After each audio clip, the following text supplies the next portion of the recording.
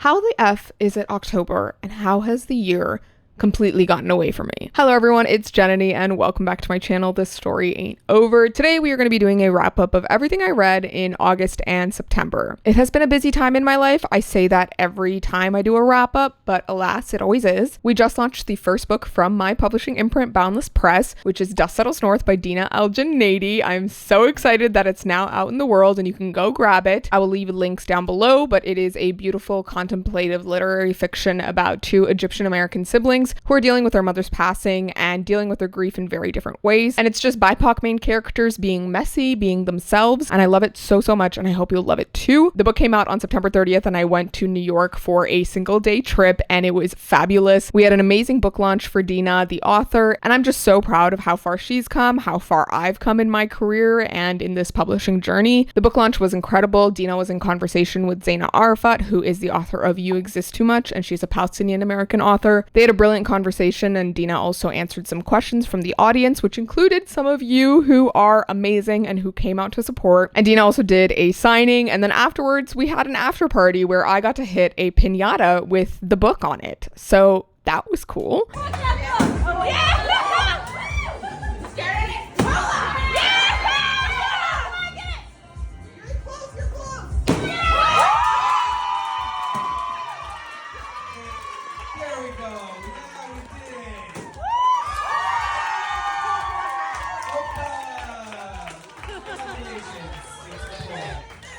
Thank you.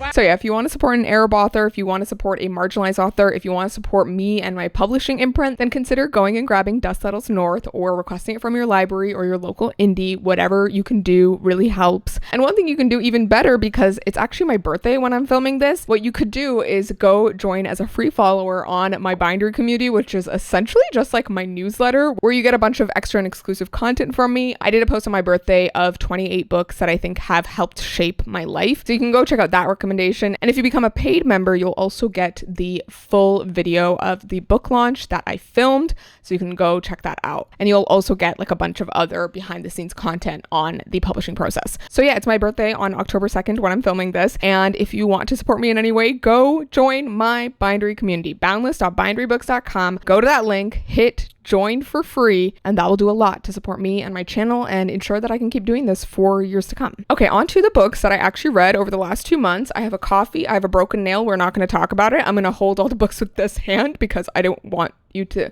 look at this for that long, and we're just gonna get into it on the books that I enjoyed and the books that I did not enjoy from these past 2 months. I have about 13 books to talk about today, and I'm gonna split them up into different categories. The first 3 are all romances or rom-coms. The middle 4 are kind of the more serious books, or the ones that are a little bit more literary that I have a lot of thoughts about. And then the last section of books with the rest of them is the section of spooky/dark academia books that I was reading in preparation to film a whole video on dark academia books, which will be coming out at some point in the next couple weeks. I just need to film it because I have a lot of thoughts about the genre, but I read a bunch of dark academias or dark academia adjacent books for that video, and so I have thoughts on all those too. I will also attempt to timestamp this entire video so that you can just jump to the different sections. And last thing, if you haven't already, go follow me on Instagram and TikTok at thisstoryaintover, because I have posted little snippets about each of these books at different points while I was reading them. So if you want to get in real-time updates on my reading and in real-time reviews of what I'm reading, then go check out my socials. So the first of the 3 romances that I read over the last couple months is, of course, Can't Get Enough by Kennedy Ryan. I have talked about Kennedy Ryan's books multiple times before on my channel, and she's an incredible Black romance writer, and she really just does it differently than,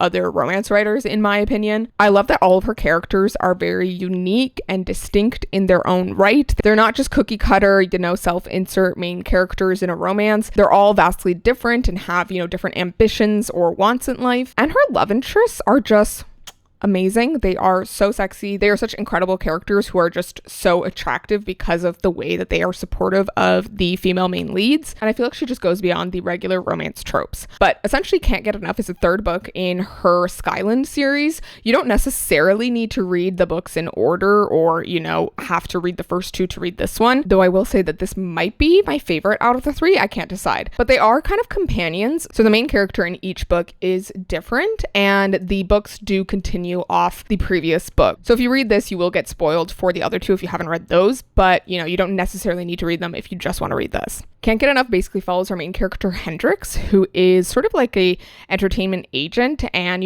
she's had a lot of like career ambitions, but she finds herself in this sticky situation when she starts to fall for this guy named Maverick, who happens to be like very rich and like invested in a lot of entertainment things, and basically a professional conflict sort of comes up, but she does meet him in this context where he helps her work through some of her feelings and emotions as she is dealing with her mother, who has Alzheimer's and who she wants to take care of and who she is struggling to see like deteriorate before her eyes. And Maverick has some like firsthand experience with something like that, and so they sort of bond over that. And I think I love the way that Candy Ryan represented Hendrix as a character, because she's someone who is childless by choice. She is someone who is very career oriented. She is someone who has always had to take care of herself, and she's someone who is forced to sort of parent her own parent in her adulthood. And I love that the book doesn't shy away from the like work that a lot of women put into parenting that doesn't involve them having like their own kids, whether that's parenting a parent or parenting someone else's kids or their loved ones' kids. Like there's so many instances where like you are a parent or you are playing that role in that caretaker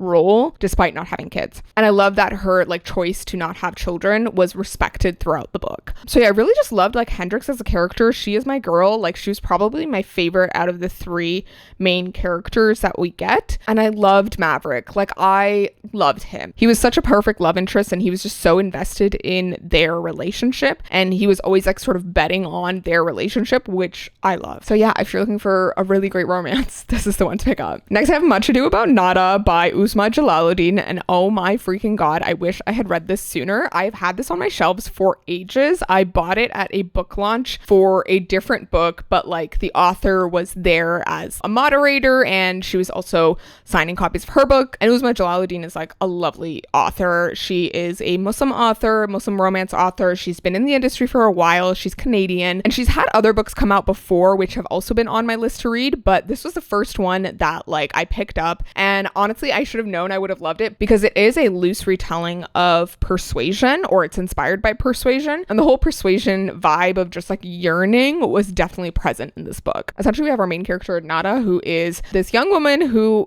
had created this like app for her community, the Muslim community. It's like a search engine, and essentially it will provide you with answers that are like culturally relevant and culturally specific, because like you could search something on Google, but like it wouldn't be relevant to you in some cases because it doesn't have the cultural context that you're living in. And as like a Muslim person, like there's a lot of cultural things that like she deals with that a regular person may not. And so she created this for the community, but her idea gets ripped off by a close friend and like a son of a mentor that she was really close with. And when we're meeting her in the present day, she's kind of down on her luck and like hasn't really progressed in life in many years, and she just doesn't know what she's doing. And her friend is engaged to this guy who's one of the organizers for this like giant Muslim convention, and his brother happens to be the main character Nada's like maybe long lost love, and his name is Baz. And the thing about this book is that like she gives you the details of this situation in so many small little pieces at the beginning that like initially you're like, why do these guys like not like each other? What's going on?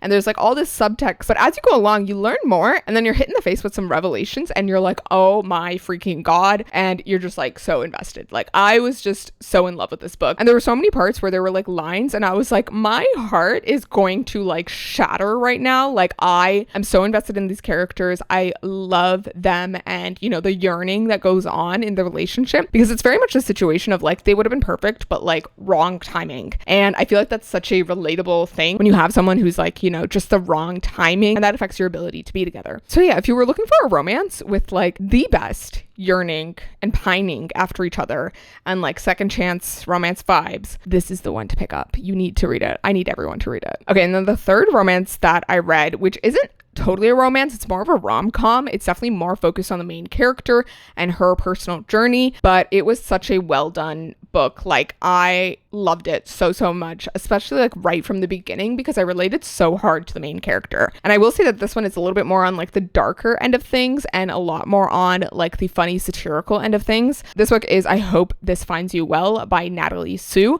I've been seeing this book around for ages. And I was talking to a friend several months ago about, some writing I was doing, the book that I am writing, which will be a satire of the publishing industry. And she had mentioned this book where the main character works in this like corporate environment, soul-sucking environment, and she starts writing these like messages at the bottom of her emails that are all like awful things that she wants to say to her coworkers, but she just turns the text to white so that no one can see it. And I just loved that concept, and I thought it was so interesting. And I have been meaning to pick this one up since then and started listening to the audiobook, and I was just immediately hooked because essentially like she does this whole email thing, and then she gets caught one day because she forgot to change the color. And so she's assigned this like HR person to like make her go through training and learn how to not be, harassive of her coworkers. But the HR person is supposed to put like this little surveillance thing on her email. But what he accidentally does instead is give her access to literally everyone's emails and, messages. And so she can see everything that her coworkers are saying about each other, to each other, about her. I will say that the beginning of this book is like quite dark because like she's in a very bad place. She is, not doing well mentally. She is drinking a lot. She has no friends. Everyone at her workplace hates her. What I love about this book is that she slowly starts to learn these little things that she can use against her coworkers, but she also starts to realize that there is so much more going on in each of their lives that even she couldn't see. And I think that was such a nice thing to see reflected in fiction, because I feel like a lot of times we have characters who are just reduced down to stereotypes or tropes, but in reality, like people are very complex and there's a lot that's going on in their lives that you don't even know about from,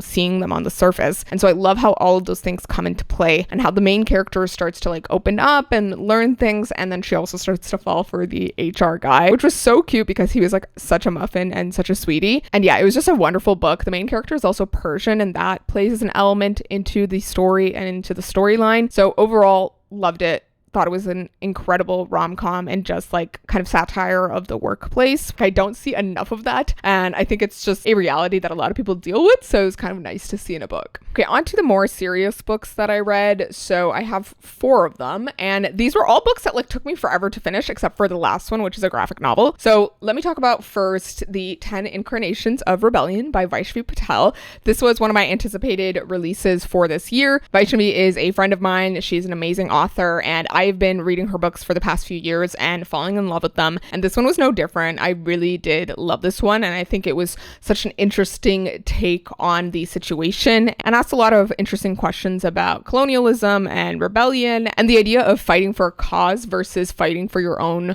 personal interests or personal well-being. And there were some really incredible characters in this book as well that I absolutely adored. Essentially, this book is set in this like alternate history version of India where the British never left. And we're following our main character, Kalgi, who has sort of lived under this colonial oppression and who grew up with a father who was part of the freedom fighters and who was ultimately killed as one of them. And she's sort of grown up with this like idea of revolution and rebellion in her mind and this dream of it. And it's like the one thing that she clings on to the entire time. I actually went to the book launch for this book, and I heard Vaishnavi talk about sort of her inspirations behind it and how her great-great-grandfather, something like that, was a freedom fighter. And there was, this idea that like, yes, it's selfless to fight for your country, but it's also a selfish thing to put your family through that, and how that had been a huge effect on her family. And I think that that's such an interesting question. And I feel like the examination of that was so interesting in this book because there's so many close characters to the main character who are dealing with the fallout of her decisions. The main character, Kalgi, is definitely the type of person who doesn't quite realize the effect that she has on people and is just so single-minded in some ways that you look at her and you're like, but how do you not see this thing? There's also some really great queer rep in this book, which I absolutely adored. And overall, it was a great book. It did take me forever to finish because it was like a quite intense book and there's a lot of like political things going on. And I didn't have an audiobook for it, so it took me forever. Otherwise, I totally would have finished it quite quickly because it's not like it's like slow paced or anything. The other cool thing about this book is that it's told in 10 chapters, and each chapter is sort of based off of one of the avatars of Vishnu, who is one of the like major gods in Hinduism and who takes on these different avatars in mythology. So each chapter is based off of one of those avatars. And so it creates this really interesting structure to the book. And it also involves a lot of time passing across the book and between chapters. Okay, the next book that I started ages ago and took me forever to read, but was actually really fantastic, and which I finished over the last 2 months, is Martyr by Kaveh Akbar. I loved this book by the end, guys. I think there was a point in like the middle where I was listening to the audiobook and then I got distracted and I ended up like reading other books. And I was at this point where I was like, I don't know if I like like this book, but I did relate to a lot of parts of it. And then one day I like literally put on the audiobook for the second half and like binged the rest of it, and I fell in love. I love this book so much. Like the ending truly made the book for me. It is such a beautifully written, meandering literary fiction that gives you an insight into this character who's struggling with addiction, who is struggling with just generally life and with his mental health, with his identity as well. I think that's a major part of it. The main character is Persian. He's a young man. He has like a best friend who's always been there for him. He was an alcohol addict, and he's trying to get past that. But he's also someone who is a poet, and he's a writer, and he wants to write, these grand poems and sort of be an artist, but he is drawing inspiration from the idea of martyrs and how, they lay down their lives for this cause, and he is sort of obsessed with the idea of death. And I think that's partly to do with his like mental state as well, but it's not a super depressive book. I would say it's more in the funny, contemplative side of things, and he's just considering like all the questions of the world. But there are some revelations like in the second half of the book that really like turn the story on its head and also like help you understand the character that he is. And I think it was just really beautifully done. It's a strange book, but it's a really good one. And the other thing that I forgot to mention, which I really loved about this book and the main character, was the fact that he's the type of character who you would describe as like sensitive. And if you've ever been someone who has dealt with mental health issues or mental illness, and you've been told over your life that you're too sensitive, that, you feel too much, that you are being too much, like this book is for you. Okay, this next one has been on my physical TBR for ages, and again, like I finally got around to it, and I'm so glad I did because it was so freaking amazing. That book is Chain Gang All-Stars by Nana Kwame Adjei-Brenyah. This book was so freaking good. It is a near future dystopian book that is a very obvious commentary on the prison industrial complex and just the way that we view convicts and criminals, and the idea of prison not really being a place of rehabilitation. And essentially it does it through this sort of narrative of this near future where prisoners are given the opportunity to join this program called Chain Gang All-Stars, where they can essentially become like modern gladiators and fight to the death with other prisoners to sort of gain points and like their own currency and fame, and continue on through these like different duels and face-offs. If they get to the end and if they survive, then they can be freed. And I think what was really, really interesting about this book is that it takes like multiple different perspectives, and at first you're not completely sure how they connect, and then you see them all sort of come together in the last bit. But we are getting, the perspectives from these people who have, in some cases done some terrible things, but like they're still human beings. We get such a complex portrayal of these people, and I love a complex portrayal of characters and messy characters, and I think it was done so well. So yeah, if you were looking for like something with really great social commentary but also a really interesting concept, this one is definitely the book. Okay, and then the next serious book that I finished was Tall Water by S.J. Sindhu. This is S.J. Sindhu's new book, and it's a graphic novel. It's sort of an older YA graphic novel, and it follows a main character who has a mother from Sri Lanka, but she was taken to the States by her father when she was very young because her father had met her mother in Sri Lanka while he was working there, and then the war erupted and the main character was brought back with her father to America. So she's never actually met her mother, and she is traveling to Sri Lanka in like 2004, I think, to meet her mother for the first time. And she goes there and she learns a lot about the situation in Sri Lanka. And this is right before the tsunami happens. And so we also see the tsunami happen in the book. But I think this book was such an interesting introduction to Sri Lankan history and the Sri Lankan Civil War and what was happening. But it was also like a really heartfelt narrative of this like mother-daughter relationship, but also the other people that the main character meets while in Sri Lanka. And it also just like details the realities of the Sri Lankan Civil War. I think what was so distinct was this like part of the book where the main character is forced to go through one of the Sri Lankan army checkpoints as she's traveling to see her mother, and she is paraded in front of these different war criminals that the army has detained. And essentially, like, if one of the war criminals recognizes her, then they will assume that,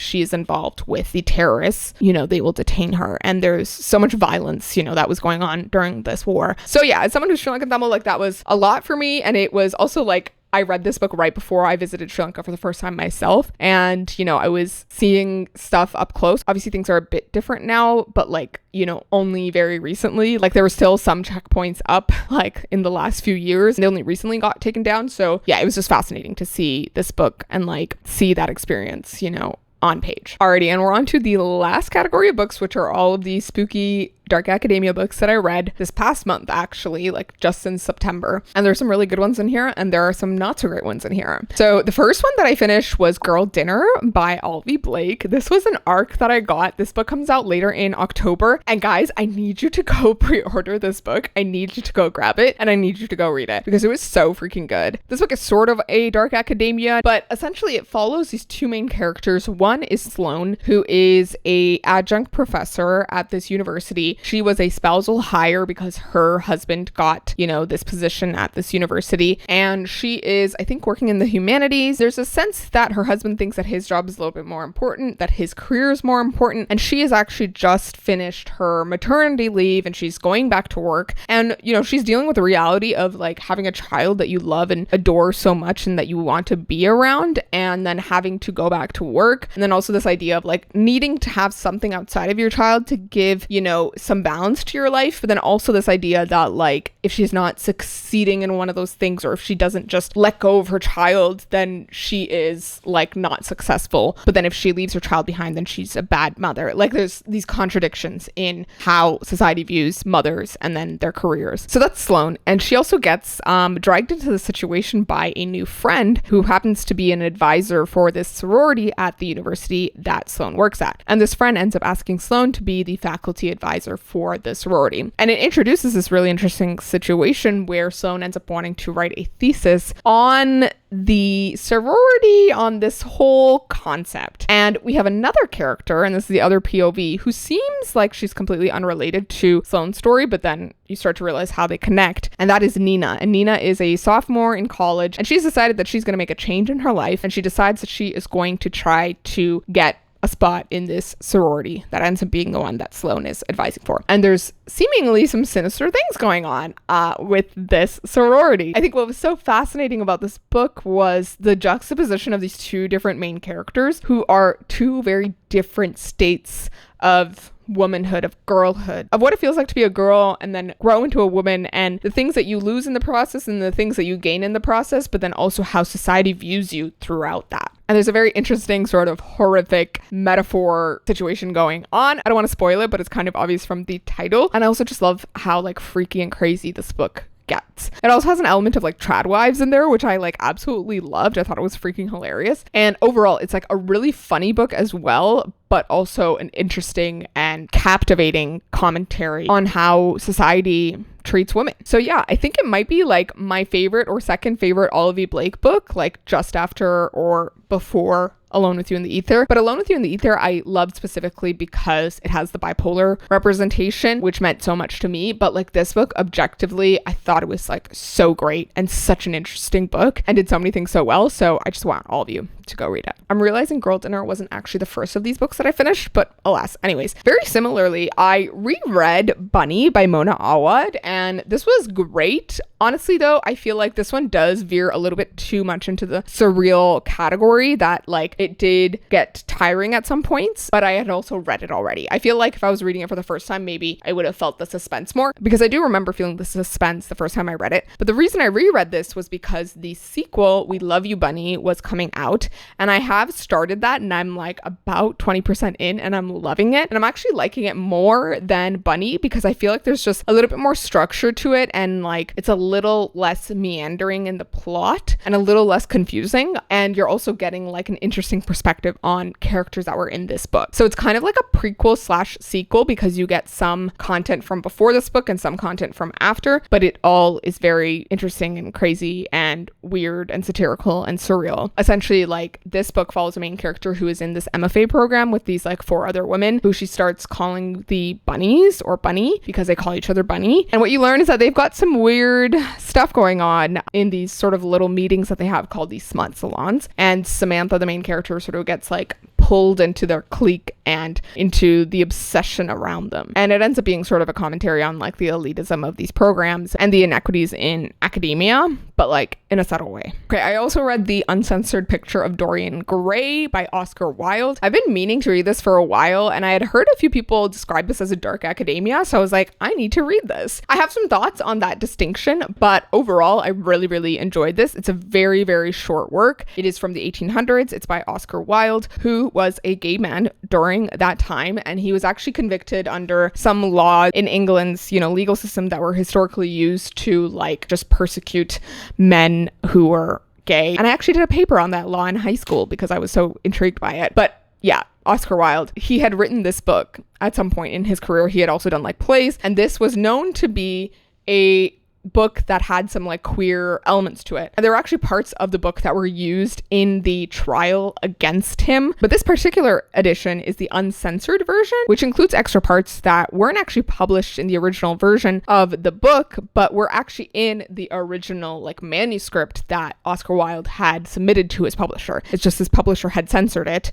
And so, parts were taken out. But this is the uncensored version. I actually don't know which parts specifically were taken out, but overall, like, this book is so freaking gay, and it's wild to me that like it was changed in a way that like could even make it so that it doesn't seem gay, because it's like so gay. But I loved it. And essentially it follows like these three main characters, but mainly Dorian Gray, who's this young man who's so freaking beautiful and so freaking handsome, and he is friends with this man named Basil, who is a artist, and Basil wants to paint a picture of Dorian, and so he does. And then one day Dorian comes to like visit Basil, and then Basil's friend Lord Henry, I think, is there, and Lord Henry is this kind of like bad influence, and he and Dorian end up striking up a friendship, and Dorian gets involved with Lord Henry and starts getting up to debaucherous things. But before that, he ends up uttering this like sort of wish that, this beautiful painting of him could retain the aging and ugliness of aging in his place so that he could stay young and beautiful. And that actually does happen. And so you're watching as, he descends into debauchery, but this painting starts to take on all of these awful qualities while Dorian remains beautiful and young. And obviously this all comes to bite him in the ass, and some dark and twisted things happen, and it was absolutely fantastic. A classic that I will definitely consider a new favorite. Okay, my throat is starting to hurt, but 3 more books to go. So the next book I have is The Bewitching by Sylvia Moreno Garcia. Yet another book that I need y'all to go pick up, go read. It's freaking amazing. I love this book. It was such a fun mystery and semi-dark academia. I wouldn't say it's quite a dark academia, and I will explain in my dark academia video where I actually go over what I think the genre really means. But this book, I feel like, veered more into the mystery side of things and also like historical fiction side of things. Essentially, we follow several different timelines. 3, I would say, that are main. One is from the early 1900s, and then the other one is from the 1990s, and then there's one more that's sort of in like the Great Depression. And in the 1990s, we have Minerva, who is a young woman who is starting at this like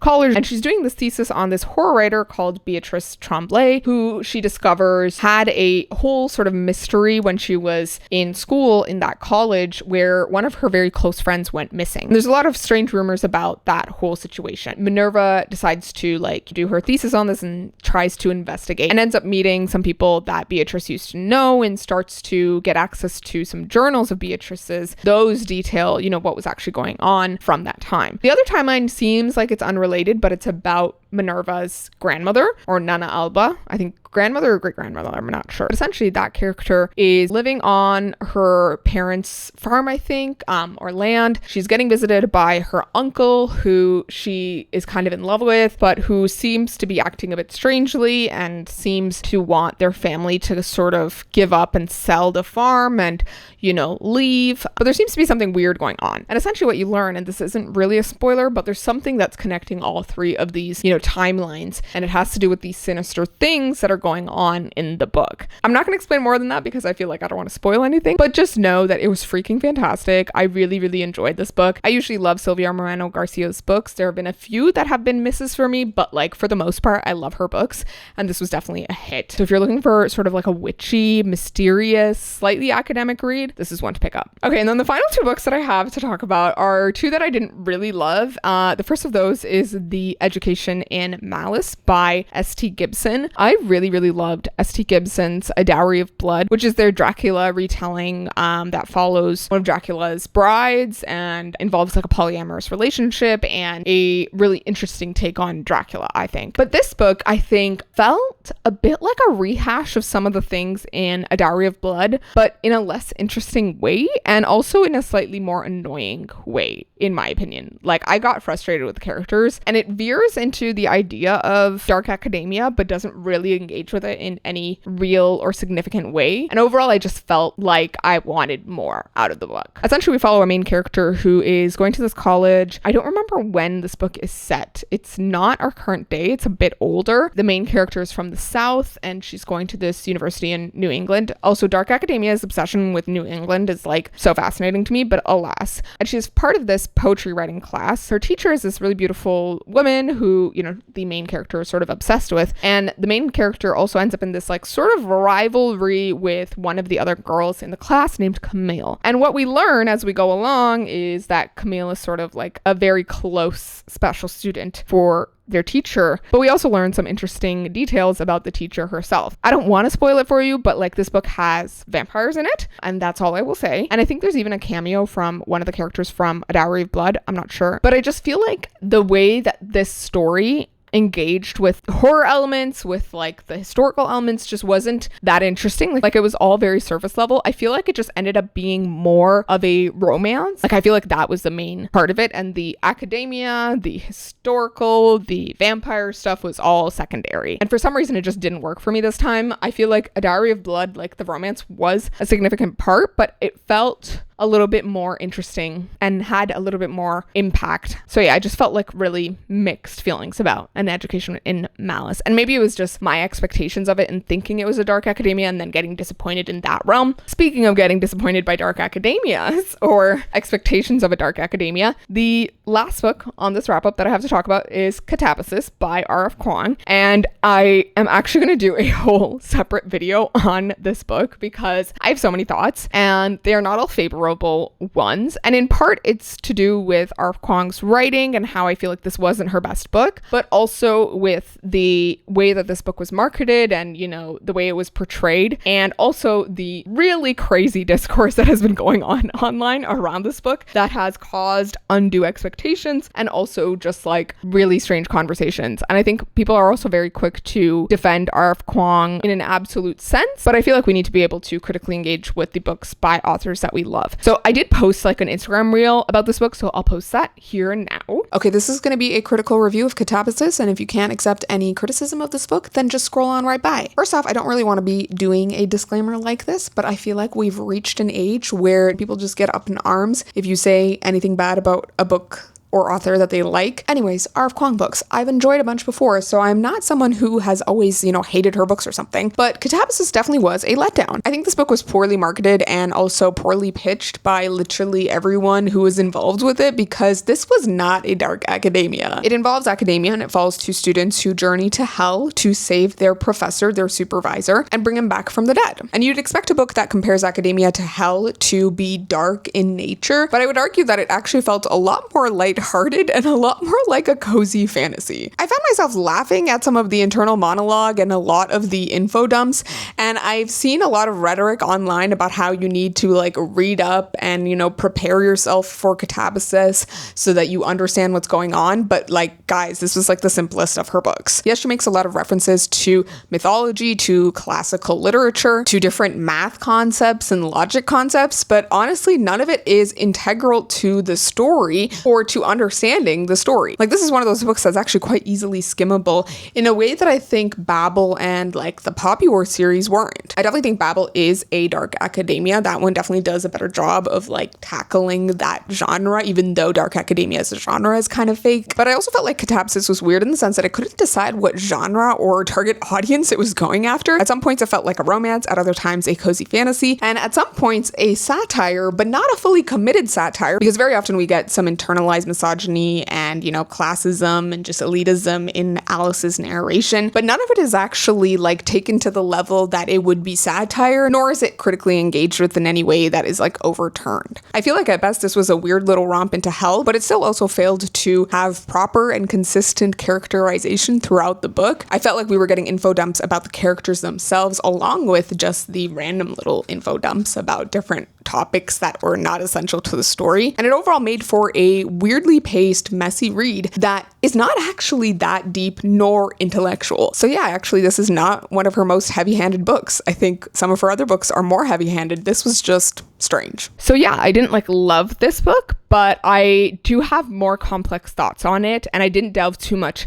into those in that Instagram reel or YouTube short that I just showed you, but I will be doing a longer discussion video on it because I think it relates to just publishing as a whole and this idea of publishing sort of using certain BIPOC authors as tokens of certain genres or certain topics and, propping them up in place of actually promoting many different diverse BIPOC authors and marginalized authors and giving them space. They just want to make money, essentially. And that's not necessarily R.F. Kuang's fault, but I also think it's partly our job as readers to be cognizant of that and strive to read more diversely. So yeah, that's essentially my wrap up for the day. Thank you all so much for watching. Let me know if you have read any of these books and what you thought of them. I would love to hear how your reading went over the past couple months, and I would love to know what you're planning to pick up this fall. I feel like I had a really great couple reading months. I definitely read more than some of the previous months, and I feel like I've been on a pretty good roll. So I can't wait to see what I end up reading in the last few months of the year. I definitely have a lot more books to get through that I definitely want to finish before the end of the year, and there's a lot of spooky books that I want to read, and I'm just getting back into the groove of making content, I think, and making longer videos here. So I hope you'll look forward to them. So thank you all so much for watching. I will see you in my next video, and if you haven't already, go check out my Instagram, TikTok, and Bindery community down below. Like I said before, it's my birthday, and I would love it if you would go sign up for my newsletter on Bindery, boundless.binderybooks.com. And thank you so much to my followers and members who are already part of the community there. You guys are amazing, and I appreciate your support so much, and I would not be here without you. So thank you again, and I will see you all in my next video. So please remember that this story ain't over.